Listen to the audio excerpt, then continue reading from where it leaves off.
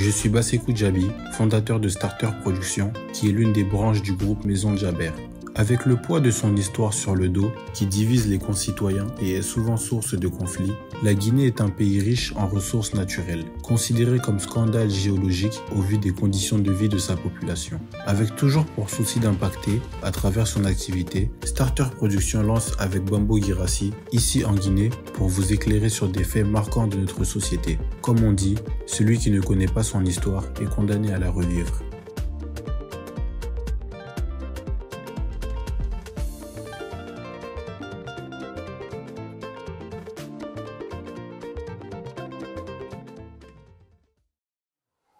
Bonjour, bienvenue dans votre émission ici en Guinée. Ici en Guinée, cette émission qui va s'intéresser aux personnes qui font bouger la société guinéenne, aux faits marquants de notre société. Aujourd'hui, nous sommes avec un invité, pas des moindres. Nous sommes avec un champion, voilà, qui a gagné beaucoup de trophées ici en Guinée avec son club, qui a même joué dans l'équipe nationale. Il s'appelle Abou Mengue Camara. Il est fondateur d'un orphelinat, ici même à Conakry, à Sonfonia, dans la commune de Ratoma. Il est notre invité dans ce numéro de cette émission. Abou Mengue Camara, bonjour et bienvenue. Merci. L'accueil est chaleureux. Je vous remercie de m'avoir donné l'opportunité de m'exprimer par rapport à mon orphelinat et par rapport à mon projet et sur le plan footballistique aussi. D'accord. On va surfer sur un peu de tout. On va parler d'un peu de tout. Okay. On va parler de l'orphelinat, on va parler de ton parcours, on va parler de, des aides qui pourraient venir ici, hein, et puis on va parler d'autres sujets également si on a l'occasion. D'abord, on va commencer par Abou Mengue Camara. Déjà, on t'appelle l'homme au grand cœur. C'est un titre qui n'est pas donné à tout le monde. Bon, quand on entend ça quelque part, on ne peut pas se rendre compte pourquoi on appelle Abou Mengue Camara l'homme au grand cœur. Si on ne connaît pas son parcours, on ne peut pas se rendre compte forcément. On va d'abord commencer par ton parcours. On sait que Abou Mengue Camara, c'est un footballeur professionnel qui a un orphelinat ici même en Guinée. Qu'est-ce qui l'a motivé à entreprendre dans ce chemin, à créer un orphelinat, à s'occuper des autres enfants? Quelle est la source de motivation pour Abou Mengue Camara? Je vous ai toujours dit, ma source de motivation, ça vient de ma maman. C'est elle qui m'a donné la voie d'aider les enfants d'autrui, parce que déjà, je voyais en elle à chaque fois, avec nos amis, nos collaborateurs, et la famille, l'enfant de nos voisins, la plupart, elle aidait ses familles, parce qu'elle est une instructrice à Tomolia, elle est éducatrice. Donc quand je voyais à chaque fois, je la demandais, maman, pourquoi tu fais ça? Ah, moi je fais tous ces trucs-là pour mes enfants. Parce que dans chaque chose, ce que tu fais, tu le fais pour toi-même, tu ne le fais pas pour quelqu'un d'autre. Les biens là, je vous le fais, je vous donne l'exemple. C'est-à-dire, n'hésite même pas, si tu as le moyen de faire, il faut le faire à 100%. Il ne faut même pas hésiter, il ne faut même pas calculer si tu as l'opportunité d'aider autre personne. Et si tu as les moyens de lui donner quoi que ce soit, il faut lui donner. Et ça va te donner, parce que dans la vie, tout ce que tu fais, tu le fais pour toi-même, tu ne le fais pas pour quelqu'un d'autre. Donc j'ai toujours suivi, et puis je le voyais à chaque fois. Et il prenait les enfants, il les envoyait à l'école, il les inscrit, il payait les scolarités, comme certains aussi le faisaient pour moi pour un bon temps. Et je ne vais jamais l'oublier. Donc c'est tout ça qui m'a motivé, c'est tout ça qui m'a poussé. Un jour, si j'ai dû avoir les moyens pour ne pas aussi aider les enfants d'autrui, m'occuper des enfants qui n'ont pas les moyens, qui n'ont pas assez de visibilité sur leur vie. Donc c'est pourquoi c'est tout ça qui m'a encouragé au fait de créer l'orphelinat et m'occuper des enfants. En fait. L'orphelinat, on sait que ça existe maintenant. L'orphelinat a été créé entre 2013-2014 jusqu'en 2015 où vous avez eu l'agrément pour l'orphelinat. Dites-nous comment ça se passe, parce que tu dis que ta maman, elle déjà, en fait, c'est pas un orphelinat qu'elle détenait, mais elle aimait quand même apporter son soutien aux autres enfants. Oui, exactement. Mais aujourd'hui, toi, quand même, tu as l'idée de créer un orphelinat. Ça veut dire que tu veux aller encore plus loin que tes parents, tu veux encore aller plus loin que ta maman. Bien sûr, nous n'avons pas les mêmes ambitions, parce que tu sais, quand tu évolues dans un domaine où la pauvreté existe beaucoup, si tu as un peu de moins, il faut avoir l'idée de partage. Donc cette idée de partage, c'est ce que je vous dis aujourd'hui. Moi, j'ai toujours ça à moi, même mes amis avec qui j'ai grandi, eux tous le savent. Donc aujourd'hui, si l'orphelinat là, ça existe, je leur dis, ma source de motivation vient de ma maman et au niveau du club. Parce que je vais beaucoup remercier le président Antonio Soare, parce que si si je n'étais pas dans ce club, ce serait très difficile de moi de m'occuper de ces enfants. Parce que je vais toujours penser à moi aussi, je ne vais pas occuper à quelqu'un d'autre. Je vais dire moi d'abord.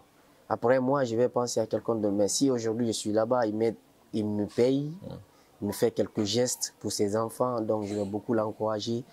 Et ça me motive aussi. Il y a des gens, il y a des partenaires, il y a mes amis qui m'appellent de temps en temps, ils ont le soutien moral. Bien sûr qu'ils ne me donnent pas l'argent, mais me soutenir moralement, c'est le plus important parce que ce que je fais, c'est le cœur. Et puis je pousse à des gens aussi, même si tu n'as rien, mais si tu as le cœur d'aller au fond, il faut aller au fond sans rien penser. Donc ces enfants, ils n'ont pas choisi d'être comme ça. Personne n'a choisi d'être comme ça. Personne n'a choisi d'être orphelin, mais c'est le destin. Le destin est inévitable. Donc déjà, si vous arrivez à soutenir certains enfants, plein d'enfants comme le nombre d'aujourd'hui, donc il faut dire Dieu merci. Ils sont au nombre de 23 aujourd'hui ici dans cet orphelinat. Oui, exactement. Mais comment les enfants se retrouvent en fait dans l'orphelinat? Est-ce qu'il y a des gens qui viennent déclarer des enfants ou bien vous allez à la recherche? Oui, il y a certains qui ont envoyé les enfants, il y a certains par rapport à la publication, par rapport à Internet, parce qu'aujourd'hui les gens sont mieux informés par rapport à l'Internet. Donc, au début, c'était pas ça l'idée. Au début, c'était de sortir. Il y a certains que tu les voyais dans la route, du coup de route, tu vendais l'eau. Je les demandais comment ils vivent. Et puis, d'abord, j'ai commencé par une équipe de football. C'est comme ça que j'ai commencé comment évoluer dans les familles, dans les quartiers. Parce que quand tu dis à un enfant d'aller jouer au football, s'il n'a pas quoi manger, comment il pourra aller jouer? Donc, il me rencontrait et puis je voyais, moi, mes joueurs que je vois, à tout le temps, ils viennent jouer au football. Je leur demandais aussi comment est ton état, comment tu vis chez toi, comment tu pars à l'école, comment tu manges. Et tu t'es rendu compte en fait que c'est des enfants de rue. Voilà, c'est des enfants d'autrui qui étaient confiés déjà, peut-être un oncle ou bien un enfant de famille. Et son père est décédé, mais on l'a confié avec son frère ou bien son beau-frère, ou bien sa grand-mère. C'est comme ça que je me suis rendu compte au fait que réellement il y a des enfants orphelins, il y a des enfants démunis, et puis ils envoient leur enfant à l'école, mais l'autre enfant, lui, il est à la maison, pourquoi cela? Donc j'ai toujours vu, j'ai décidé de ne pas se plonger dans ça, j'ai décidé, bon, moi je vais récupérer ces enfants qui vivent comme ça, et puis les aider, voir, parce que toi, tu connais pour la situation de tes enfants, est-ce que tu connais pour l'autre qui vit à la maison? Tu ne peux pas le savoir. Mais si tu n'arrives pas à le demander, parce que l'enfant, si tu le fais du bien, il va dire. Si tu ne le fais pas du bien aussi, il va le dire. S'il vit la condition qu'il vit, il ne mange pas, il va demander. Donc il sera obligé parce qu'il ne peut pas rester comme ça. Lui, il n'a pas ça. Quand il voit, c'est les voisins, il va manger. Donc c'est par rapport à tout ça, c'est ça qui m'a inspiré de créer l'orphelinat. Mais pour intégrer tout ça, moi je vais toujours dire, je vais me focaliser sur ma maman parce qu'elle m'a dit, tu ne peux pas créer ce genre de choses, tu ne peux pas rentrer, il faut d'abord étudier toi. Après avoir étudié, parce qu'il me voyait tout le temps me focaliser sur le football. Il me dit, il faut d'abord étudier. Parce qu'après les études, là, tu pourras te focaliser sur autre chose. Parce que sans les études, le football, c'est temporaire. Si demain, si tu ne voudras pas jouer et tu n'arrives plus à jouer, comment tu vas faire ta vie? J'ai dit, ça, c'est bien. Il me dit, si tu veux jouer au football, il faut étudier. Donc ça m'a beaucoup permis et puis me donner les directives. Comment on peut s'employer à faire les études? Là, tu pourras te focaliser sur le football. Ouais. Mais Abou Mengue, en fait, moi, ce qui m'impressionne le plus quand je te vois, tu es jeune. Oui. Tu es jeune, mais ce que tu fais, c'est grand. Oui. Malgré ton âge, d'abord, avec ton âge déjà, tu as un grand parcours comme ça. Parce que si on regarde ton palmarès, on ne peut même pas citer tous les trophées que tu as gagnés. On sait que tu as été plusieurs fois championne de Guinée, tu as plusieurs fois gagné la Coupe de la Nation, tu as joué des compétitions africaines, tu as joué avec l'équipe nationale du Sili. Oui. Et avec ton âge, déjà, tu as ce grand parcours, ça c'est déjà énorme. Mais avec ton âge également, tu t'investis en fait dans le social. Tu crées un orphelinat. C'est pas donné à tout le monde en fait. Aujourd'hui, il y a des grandes personnalités, il y a des grands footballeurs. Je le disais tantôt, tu as joué dans l'équipe nationale avec d'autres grands joueurs. Mais l'inspiration n'est venue de nulle autre personne que toi. Toi, Abou Mengue Camara, pour créer un orphelinat. Moi, Il faut quand même avoir vraiment un grand cœur pour se lancer sur ce terrain. Moi, je vous ai toujours dit, il faut donner la voix. Quand tu as l'opportunité, il faut toujours donner la voix. C'est pourquoi j'ai donné la voix. Quand une fois, nous sommes allés à la CHAN, au Cameroun, donc j'ai trouvé à acheter moi mes primes. Je l'ai prouvé de moi-même. J'ai dit, j'ai un orphelinat. Cet orphelinat, si tu veux le grandir, je suis allé acheter 2 parcelles à Dubrika. Ces 2 parcelles-là sont là-bas parce que là où nous sommes aujourd'hui, nous sommes dans le loyer. Tu t'imagines payer la scolarité de ses enfants et payer le loyer, et occupé d'eux, peut-être la dépense, par exemple, une année, ça, c'est pas facile. Si tu n'as pas les moyens, ben, si tu n'as pas le cœur, tu ne pourras pas le tenir. Comment tu fais pour financer tout ça aujourd'hui? C'est par rapport au sport. Ce que je gagne là-bas, le minimum que je gagne là-bas, c'est dans ça, je m'organise pour payer le loyer. Les primes de match. Les primes de match. Et puis, il y a des bonnes volontés aussi qui m'assistent de temps en temps. Je ne peux pas dire tout le temps parce que je ne veux pas me focaliser sur les bonnes volontés. C'est temporaire, je ne veux pas les obliger de me donner tout le temps. Mais si j'ai l'opportunité, s'ils m'envoient, je me profite dans ça et puis je paye le loyer en avant 2 mois, 3 mois pour juste me focaliser sur autre chose. Parce qu'il y a des imprévenus aussi. Ouais. Par exemple, l'électricité, la dépense, c'est chaque fois. Chaque dimanche, 1 million, un sac de riz par semaine. Vous voyez, c'est pas facile. Avec 23 enfants, il y a les déjeuners, il y a un cas malade. Donc, tous ces facteurs-là, il faut prendre compte et se focaliser, se programmer par rapport à tout ça. Ouais. Donc, c'est pourquoi j'ai décidé d'acheter 2 parcelles à Doubreka. Et au futur, si je peux avoir des gens qui peuvent m'aider à construire là-bas, ce serait plus mieux parce que le loyer, demain, le locataire ou bien le propriétaire venu me demander « Ah, mon gars, aujourd'hui, je veux ma maison, qu'est-ce que tu vas faire ?» Où je vais les amener. Donc, je sais que je ne peux plus me débarrasser avec ces enfants, mais pour les mettre à l'abri, il faut m'acheter dans un endroit où il peut rester, là où personne ne peut le faire sortir. Donc, c'est ça mon initiative, c'est ça mon objectif. En fait. Mais comment ça se fait? Soit tu joues dans le championnat guinéen, c'est vrai que ce n'est pas un petit club, tu joues dans le plus grand club de la Guinée, mais il y a quand même des joueurs qui gagnent plus que toi. Qui gagnent plus que toi, qui peuvent faire pareil. C'est le cœur, c'est ce que je vous ai dit. Quand tu décides de faire quelque chose, il faut le faire à fond, il ne faut pas tricher dessus.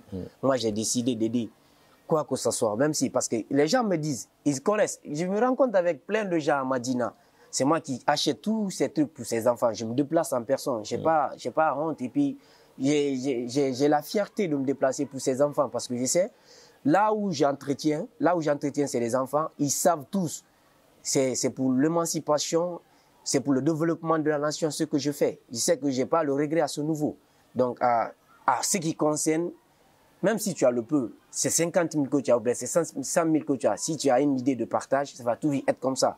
C'est ça mon objectif. Mon objectif, j'ai l'idée de partage. Et ma maman avait l'idée de partage.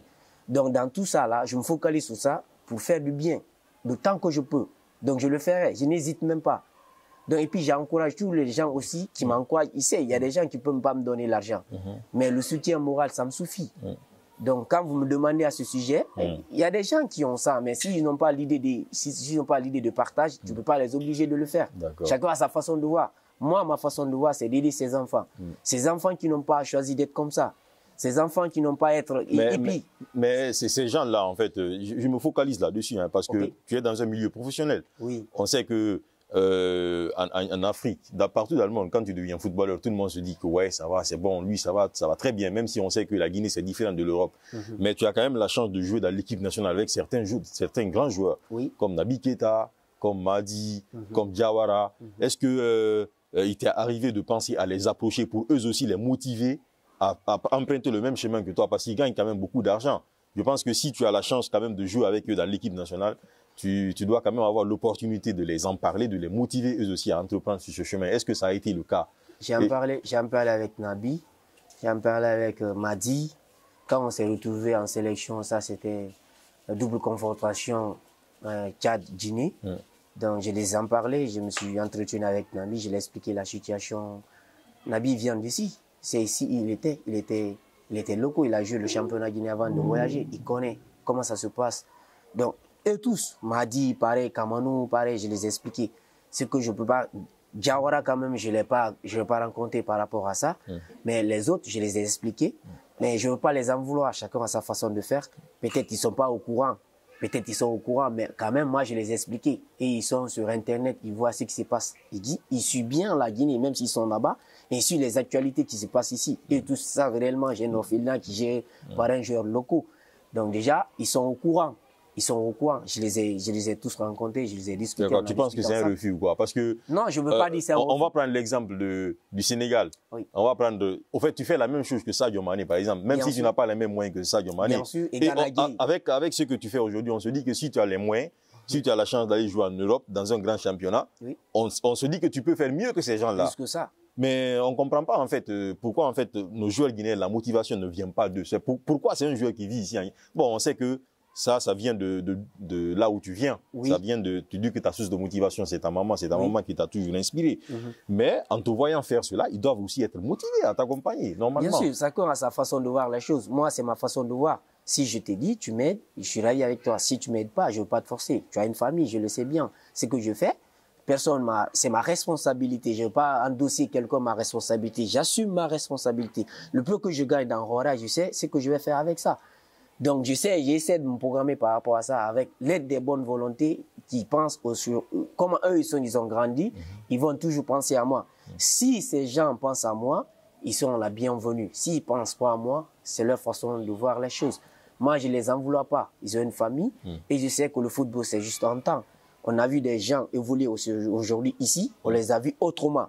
Et on a vu des milliardaires et par après, on les a vus autrement. Ça dépend. C'est la volonté de Dieu. Le destin est inévitable. Ce qui est destiné pour toi, tu peux l'avoir. Par exemple, au marché, c'est pareil. Il y a plusieurs gens qui vendent les mêmes choses. Mais quand ce qui est destiné à toi, tu vas l'avoir. Donc, c'est ce que je pense dans la vie. C'est pas un refus. Je n'ai pas dit ils ont refusé. Non, peut-être ils n'ont pas eu l'idée d'abord de venir envers moi, m'aider. Mais c'est ce que moi, je pense.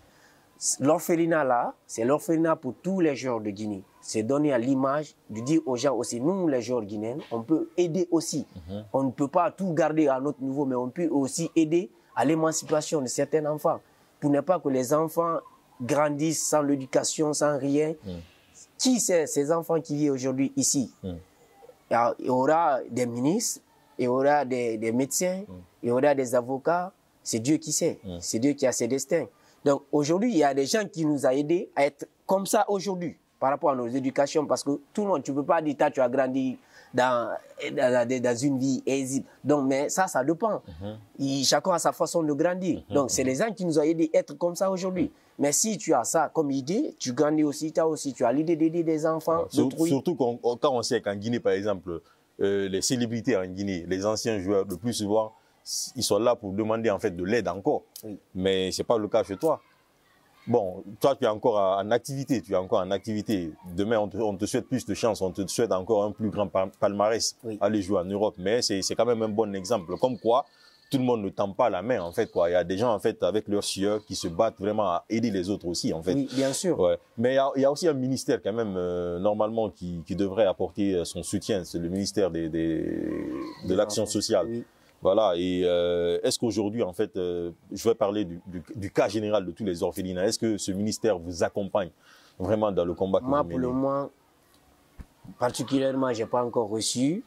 Je n'ai rien reçu par rapport au ministère. Et puis, peut-être ils ne se sont pas placés par rapport à des orphelins. Et puis, ils n'ont pas leur idée d'abord. Donc, tu penses que les orphelins, en fait, l'État n'aide pas les orphelins guinéens? Moi, quand même, c'est ce que moi je dis. Parce que à Kuna Matata, c'est pareil. Par exemple, il y a d'autres orphelinats. À chaque fois, on le voit sur Internet, ils demandent parce qu'ils n'ont pas les moyens.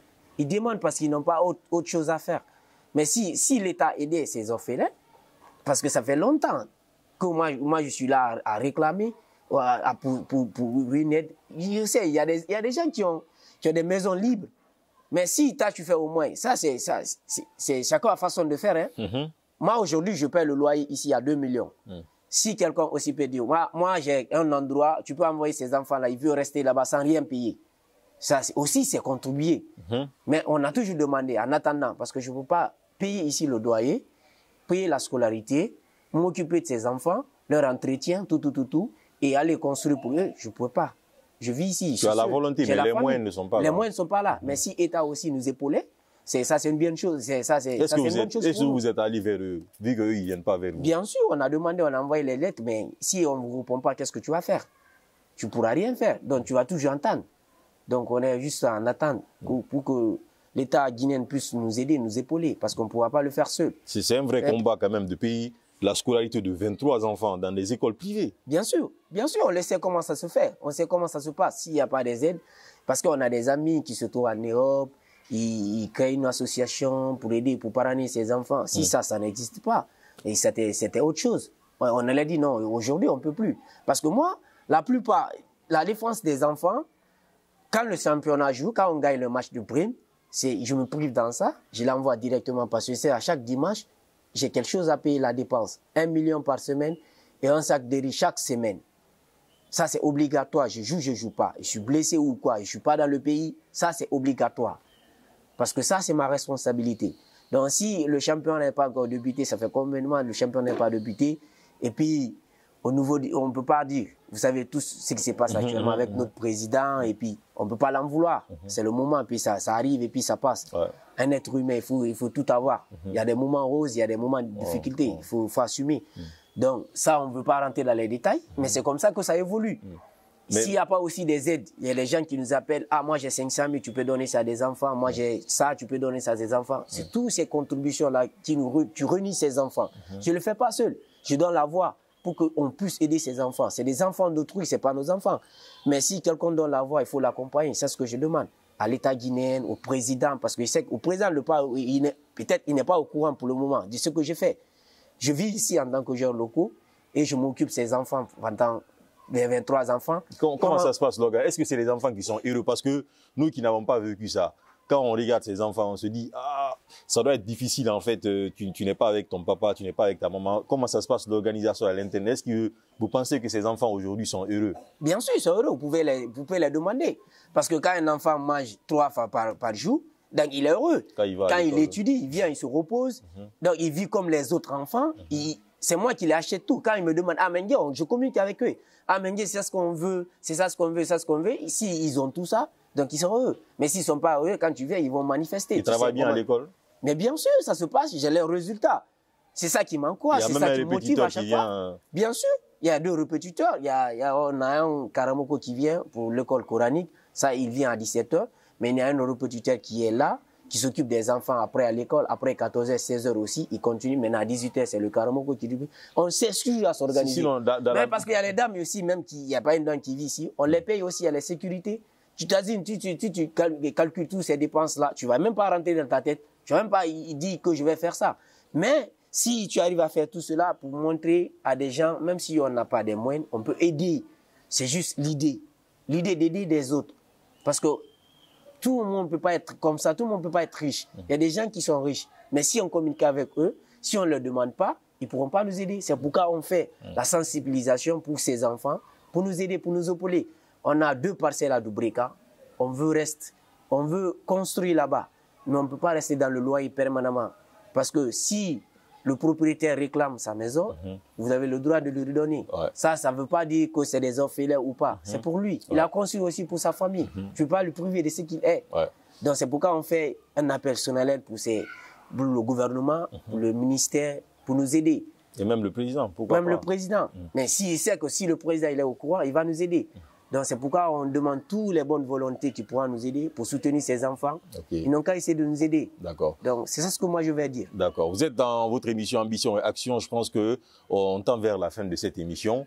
Alors je vais poser une question toute simple. Les ambitions de Abou Mengue. On sait qu'en Guinée, tu n'as plus rien à gagner en fait, comme palmarès en fait. En Guinée, tu as tout gagné. Peut-être que tu n'as pas encore amené la coupe pour l'équipe nationale. Champions League, oui. Voilà. Et puis l'équipe nationale aussi. Voilà, et puis la Champions League africaine, tu ne l'as pas encore apporté à la Guinée. Peut-être que c'est une ambition. Quelles sont tes ambitions professionnelles et tes ambitions sociales, en fait, pour cet orphelinat? Mes ambitions professionnelles, pour le moment, moi, je pense que je n'ai rien fait. Je n'ai rien fait. C'est ce que j'ai. Malgré tous tes titres, qu'on ne peut même pas citer là. Non, j'ai pas de titre. Mais ça, c'est des titres collectifs, mais bien sûr. Ouais, mais tu as été dans l'équipe type voilà, à un moment, et puis tu as été meilleur défenseur aussi. Ça fait partie, ça fait partie. Ça, c'est au début. Moi, je veux dire, je n'ai rien fait. Parce que mon objectif n'est pas encore atteint. Sur le plan social, je veux sincèrement construire pour ces enfants.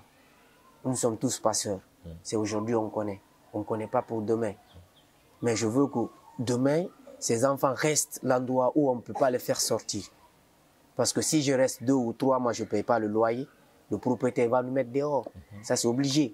Il ne peut pas attendre 5 mois. Si je ne paye pas 2 mois, il va nous mettre dehors. Mais Dieu merci, je suis avec le propriétaire ici, M. Alexis. Il me comprend. Même si je dis, nous ne sommes pas encore payés 2 mois, 3 mois, il va m'accepter. Parce qu'il sait que je suis réglé, je paye. C'est comme ça aussi à l'école. Mais est-ce que ça serait continuel? Abou Mengue ne serait pas... Abou Mengue peut tomber malade. Il peut avoir des difficultés. C'est le destin, c'est Dieu qui connaît comment ça se passe. Ça, je ne dis pas et puis, je ne le souhaite pas aussi. Mais il faut toujours prévoir, il faut toujours penser à ça. Donc, comme je le pense ainsi. Donc, c'est l'un de mes objectifs. ce qui me préoccupe aujourd'hui, pour que les enfants restent dans un endroit où on ne peut pas les faire sortir. Et parce que je veux que l'orphelinat, que ce soit continuel. Et je veux dire aux amis aussi, ils n'ont qu'à penser. Ils n'étaient pas comme ça. Mais aujourd'hui, ils sont comme ça, ils sont riches, ils ont tout. Ils ont construit pour eux. Ils n'ont qu'à penser aux enfants d'autrui. C'est très important. C'est aujourd'hui qu'ils connaissent. Est-ce qu'ils demain, ils savent comment ils vont devenir? Ils ont vu déjà les images, ils ont vu déjà les anciens, certains anciens. Je ne veux pas juste les blesser maintenant. C'est une idée pour nous, les futurs. Aujourd'hui, tu es prêt, tu es malade, tu es là, tu es physiquement prêt. Mais demain, est-ce que ça serait comme ça? Donc, il faut toujours préparer le futur. Donc, c'est ce que je préparer vais dire. Le futur des enfants. Des enfants aussi. Donc, c'est ce que je peux dire. S'ils ont des moyens, s'ils ne sont pas au courant, maintenant ils sont au courant. Ils n'ont qu'à nous envoyer. Ils n'ont qu'à aider ces enfants. Il ne veut pas m'aider, moi, il ne peut pas m'aider. Mais aider ces enfants, cela contribue aussi à l'émancipation de notre pays. Super. Donc, c'est ce que moi, je peux dire. Mais le message est bien passé. Hein. Je pense qu'on est à la fin de cette émission. Voilà. Et ici en Guinée, comme je le disais, on s'intéresse aux personnes qui ont bougé la société guinéenne et aux faits marquants de notre société. Nous étions avec Abou Mengue Camara, qui est footballeur professionnel et fondateur de l'orphelinat, voilà, ici même à Sonfonial, à la commune de Ratoma. On se retrouve pour un prochain numéro de cette même émission avec Starter Production.